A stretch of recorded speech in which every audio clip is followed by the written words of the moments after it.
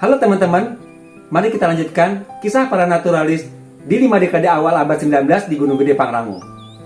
Kali ini perjalanan dua sahabat naturalis muda yang namanya tak terpisahkan hingga akhir hayat. Meski wafat di usia belia, jejak mereka abadi. Mereka dimakamkan dalam satu liang dan diabadikan dalam satu monumen di Kebun Raya Bogor. Menjadi simbol sebuah persahabatan dan dedikasi untuk ilmu pengetahuan. Bahkan, peristirahatan terakhir mereka pun dibuat dalam satu liang, diabadikan dalam sebuah monumen di Kebun Raya Bogor. Sampai hari ini, kita masih bisa melihatnya, sebuah simbol persahabatan dan dedikasi mereka terhadap ilmu pengetahuan. Mereka adalah generasi muda pada zamannya. Mungkin bisa dibilang Gen Z di era mereka. Penuh semangat, rasa ingin tahu yang besar, dan kecintaan pada alam yang membawa mereka menjelajahi dunia ilmiah. Dua sahabat yang namanya abadi dalam sejarah ilmu pengetahuan, dua sahabat yang namanya tak terpisahkan. Desember 1820, dua pemuda yang penuh semangat menjejakkan kaki di Batavia dari Belanda. Mereka adalah Heinrich Kuhl, seorang zoolog muda dari Jerman, dan sahabatnya Johann Conrad van Hasselt, ahli biologi dari Belanda. Keduanya datang dengan satu misi, meneliti kekayaan flora dan fauna Hindia Belanda. Mereka kemudian masuk anggota Komisi Pengetahuan Ilmu Alam untuk Hindia Belanda yang baru saja dibentuk tahun 1820. Dalam risalahnya, Kuhl van Hasselt tidak banyak bercerita tentang bagaimana perjalanannya menuju lokasi penelitiannya. Mereka lebih banyak menceritakan tentang kekayaan flora dan fauna. Awalnya, mereka berencana mengeksplorasi Banten. Namun, wabah kolera yang melanda Jawa membuat mereka mengubah arah. Mereka memilih pegunungan di sekitar Bogor sebagai tujuan penelitian. Gunung Salak, Gede, dan Pangrango. Mereka mendaki, mencatat, dan mengumpulkan temuan yang kelak akan mengisi lembaran sejarah ilmu pengetahuan. Dari semua perjalanan itu, ada satu yang begitu monumental, Gunung Pangrango. Saat itu belum ada naturalis atau penjelajah yang mencapai puncaknya. Namun, Kuhl dan Van Hasselt bertekad menorehkan sejarah. 18 Juli 1821, mereka memulai pendakian dari Cihanjawar di kaki Gunung Pangrango. Melalui surat-surat yang dikirimkan ke Belanda, mereka bercerita tentang betapa kayanya alam Jawa. Tak sehari pun berlalu tanpa menemukan spesies baru. 20 Juli 1821, selama setengah tahun kami bekerja di sini. Telah terkumpul koleksi besar tumbuhan. Alam di Jawa sangat kaya. Dalam jarak beberapa mil saja atau di sisi lain pegunungan, vegetasinya dapat terlihat sangat berbeda. Di antara hutan yang lebat, mereka menemukan berbagai jenis anggrek liar yang tumbuh di batang-batang pohon. Spesies yang bahkan belum pernah dikumpulkan sebelumnya. Buitenzorg 8 Agustus 1821. Kami baru saja kembali dari perjalanan mendaki gunung yang sangat sulit. Meskipun telah menghadapi banyak kendala, akhirnya kami berhasil mencapai puncak Gunung Pangrango yang berada 8.500 kaki di atas Buitenzorg atau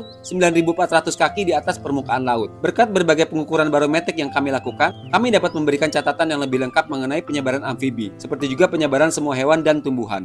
Namun, tak lama setelah turun dari gunung, tragedi menimpa Kuhl. Jatuh sakit, diare yang parah berubah menjadi hepatitis. Van Hasselt yang juga seorang ahli bedah berusaha merawat sahabatnya dengan segala daya. Tapi takdir berkata lain. 14 September 1821, Kuhl menghembuskan napas terakhirnya di tanah yang begitu ia cintai. Hati Van Hasselt hancur, tapi ia berjanji pada Kuhl, penelitian ini terus berjalan. Selama 2 tahun berikutnya, Van Hasselt melanjutkan eksplorasi mereka hingga satu hari di Agustus 1823 saat menjelajahi Banten, dia jatuh sakit, demam tinggi, diare yang hebat. Tim berusaha membawanya kembali ke Bogor, namun medan yang berat memperlambat perjalanannya. 8 September 1823, di hari itu, setelah sempat dijenguk oleh Gubernur Jenderal Hindia Belanda Baron van der Capellen, Van Hasselt meninggal dunia, menyusul sahabatnya. Permintaan terakhirnya sederhana. Ia ingin dimakamkan satu liang dengan sahabatnya itu. Walaupun terbilang singkat, tapi warisan mereka tetap hidup. Walau hanya meneliti dengan fokus bagian barat Jawa, mereka berhasil mengumpulkan dan mengirimkan ribuan spesimen flora dan fauna ke Leiden, menjadi bahan studi bagi para ilmuwan dunia. Kisah mereka bukan hanya tentang eksplorasi alam. Ini adalah kisah keberanian, ketekunan, dan pengorbanan demi ilmu pengetahuan. Kisah naturalis berikutnya datang dari Ludwig Horner, ahli bedah dan seorang geologi berkebangsaan Swiss yang bekerja untuk pemerintah Hindia Belanda. Mei 1836, ia bersama dua rekan naturalis lain, Salomon Muller dan Peter William Courtals, memulai perjalanan menuju Gunung Gede Pangrango. Kami bukan yang pertama datang ke sini. Sudah banyak pendaki dan ilmuwan yang meneliti gunung ini. Namun saya yakin masih ada misteri geologi yang tersembunyi di antara puncaknya yang menjulang. Begitu kata Horner.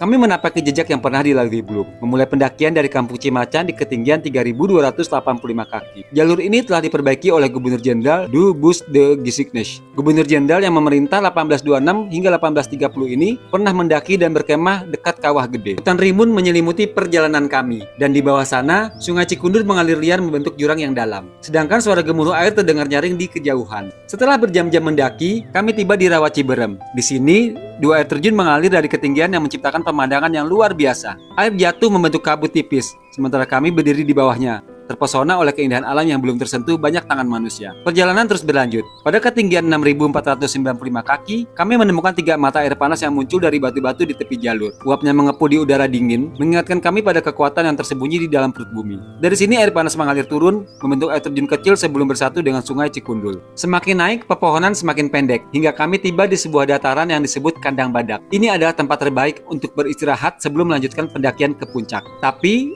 di sekitar sini jugalah kami mulai melihat jejak-jejak aktivitas vulkanik yang lebih jelas. Sebuah kawah besar terbuka di depan mata. Dindingnya runtuh akibat letusan masa lalu. Dari celah bebatuan, asap putih mengepul, meninggalkan kristal-kristal belerang berkilauan di permukaannya. Akhirnya, setelah melewati lereng berbatu yang curam, kami mencapai puncak selatan Gunung Gede, lebih dari 9.000 kaki di atas permukaan laut. Dari sini, Laut Jawa terlihat di kejauhan. Bahkan, pesisir Sumatera terlihat samar. Di bawah kaki kami, kawah besar menganga, dindingnya menjulang tinggi, menjadi saksi bisu letusan yang telah membentuk gunung ini selama berabad-abad. Ini adalah cerita tentang kekuatan bumi yang tak terbayangkan. Lava yang dulu mengalir deras, kini menjadi dinding batu hitam yang kokoh. Kata Horner, di antara bongkahan lava dan dinding barat kawah, sebuah cekungan panjang menyimpan jejak sejarah geologi yang unik. Menoleh ke utara, tampak Gunung Pangrango berdiri gagah, sebuah gunung berapi tua yang telah lama tertidur. Jurang-jurang yang mengalir dari puncaknya menambah kesan megah, menciptakan landscape yang hampir tak tersentuh waktu. Menoleh ke selatan, lereng berbatu menurun perlahan ke sebuah lembah sempit, yang kita kenal sebagai alun-alun. Kawasan setengah lingkaran ini dikelilingi punggung curam dengan 3 puncak utama. Seda Ratu yang hampir setinggi Gunung Gede, lalu Gemuruh dan Sunia Kuning yang lebih rendah di timur. Hamparan luas alun-alun diselimuti semak Ganapilum javanicum, satu-satunya tumbuhan yang mampu bertahan di tanah yang tandus. Dari ketinggian, kami melihat struktur luar biasa dari dinding kawah besar. Lapisan batuan tertata seperti halaman-halaman yang mencatat setiap letusan yang telah terjadi. Gunung Gede bukan sekedar gunung berapi. Ini adalah sebuah catatan geologi hidup, sebuah buku yang terus menulis dirinya sendiri. Letusan dan ketenangan bergantian membentuk wajahnya. Namun, masih ada banyak misteri yang belum terpecahkan. Apakah aliran lava di timur dan barat berasal dari letusan yang sama? Apakah Seda Ratu benar-benar sisa dari kawah raksasa yang telah lama menghilang? Jawaban atas pertanyaan ini mungkin terkunci di dalam batuan yang telah menjadi saksi bisu perjalanan waktu.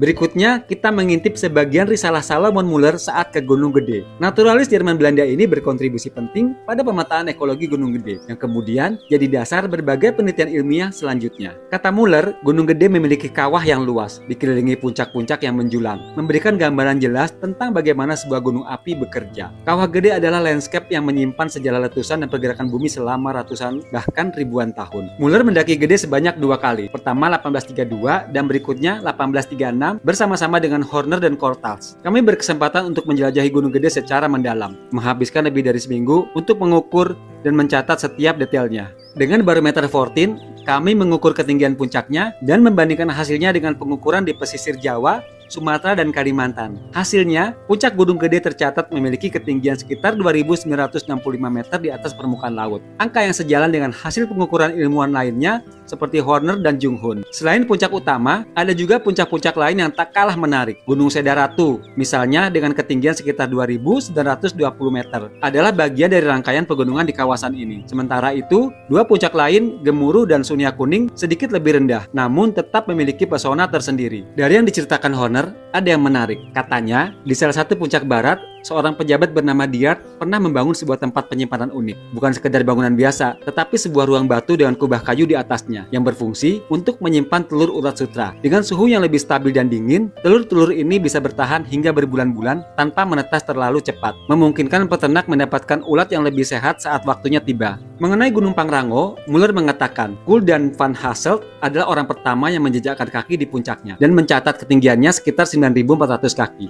Perjalanan mereka bukanlah hal yang mudah. Medan terjal dan lebatnya hutan menjadi tantangan besar bagi siapapun yang mencoba mencapai puncaknya. Kata Muller, Gunung Pangrango bukan hanya sekedar puncak tertinggi kedua di Jawa Barat, tetapi juga menjadi rumah bagi kehidupan yang kaya. Di sisi barat lautnya terbentang Mandalawangi, punggungan panjang yang menjadi tempat kelahiran Sungai Ciliwung. Sungai ini mengalir melintasi Buitenzorg yang kini dikenal sebagai Bogor, memberikan kehidupan bagi ribuan hektar sawah dan perkebunan kopi di sepanjang jalurnya. Di masa lalu, di lereng gunung ini terdapat pesanggerahan, yaitu semacam tempat singgah bagi para pejabat Belanda saat melakukan inspeksi. Salah satunya adalah pesanggerahan Tapos yang terletak di ketinggian 780 meter di atas permukaan laut. Jadi, Gunung Pangrango bukan sekedar sebuah gunung. Ia adalah saksi bisu perjalanan para penjelajah, rumah bagi hutan yang kaya akan keanekaragaman hayati serta sumber kehidupan bagi banyak orang.